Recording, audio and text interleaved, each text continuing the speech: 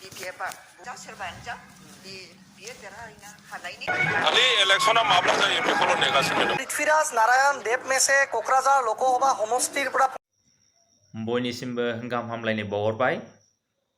दा आं मानि सोमोन्दै आपडेट लाबोनो नागिरदों नोंथांमोना भिडिअ क्लिप्सनि गेजेरजों मिथिखाबाय जानो हागौ। दा लकसभा बिसायख'थिया फैगासिनो दं।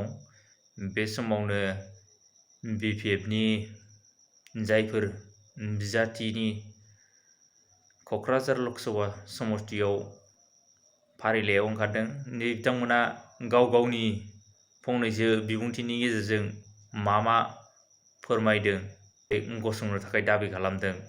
नोंथांमोना साफा साफा बिजाथिफोरनि खेंफोरथिखौ खोनासंलांग्रोदो। खालि इलेक्शना माब्ला जायो बेखौल' नेगासिनो दं।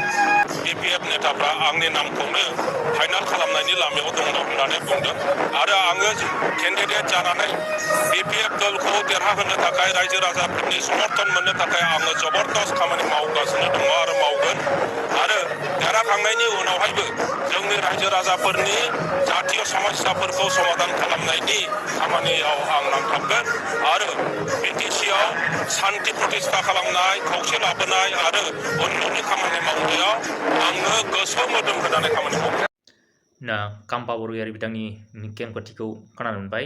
दानिया आरोबाव खोनासंबावदो।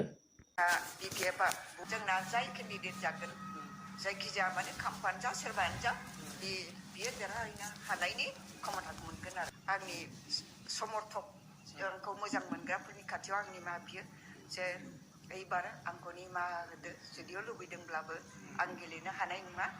हाग्रामा महिलारि बिथांनि सायावनो गासिबो आं हगारजोब्बाय जे बिथाङा मोजाङैनो बिसार खालामगोन। बिसार खालामनानै सोरनो होयोब्ला माने थाखा फैसाजोंबो खमथा थागोन आरो बेहा माबा मोनसे इमेज थागोन बे इमेज गोनां मानसिखौनो होगोन होननानै आं बिथांनि सायाव भरसा खालामदों आरो गावबो आं बिथांजों रायज्लायखाबाय आं गेलेया गतिके आंनि नामखौ होनो नाङामोन होननानै बुंखादों।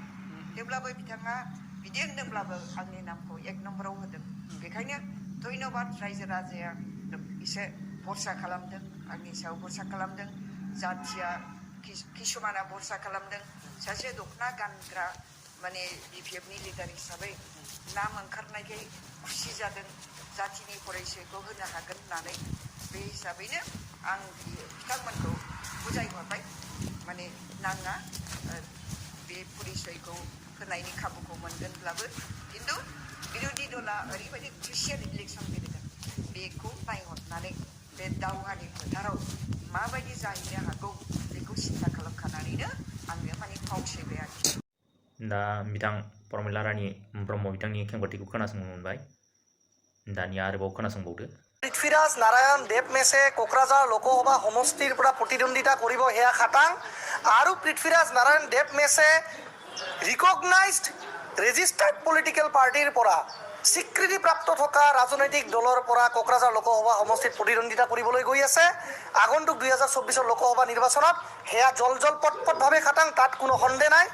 আৰু মই বিশ্বাস কৰোঁ হাগ্ৰামা মহিলাৰী ডাঙৰীয়াই মানে এক বিবেকেৰে শুদ্ধ অন্তঃকৰণেৰে সেই বিচাৰ বিবেচনা কৰি প্ৰাৰ্থিত্ব ঘোষণা কৰিব।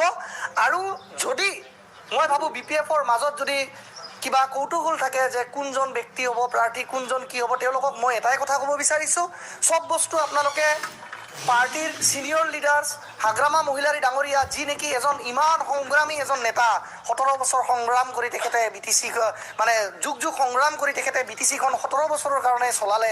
সেই সংগ্ৰামী নেতাৰ ওপৰত আপুনি বিশ্বাস ৰাখক, আস্থা ৰাখক। হাগ্ৰামা মহিলাৰী ডাঙৰীয়াই যি কৰিব সেয়া কেতিয়াও ভুল নকৰিব বুলি মই অনুভৱ কৰোঁ আৰু হাগ্ৰামা মহিলাৰী ডাঙৰীয়াৰ মই আশীৰ্বাদো বিচাৰিছোঁ। दा पृथ्वीराज नारायण देबमेसनि खेंफोरथिखौबो खोनानो मोनबाय। दा नोंथांमोना साथाम बिजाथिनि खेंफोरथिखौ खोनासंनानै दा सोरखौ BPFनिफ्राय बिजाथि फसंजानो लुबैदों कमेन्ट सेक्सनाव नोंथांमोना फोरमायहरदो। भिडिअखौ नायनानै नोंथांमोना मोजां मोनदोंबा लाइक शेयार कमेन्ट खालामनानै होबानो जाबाय। गोजोन्थों।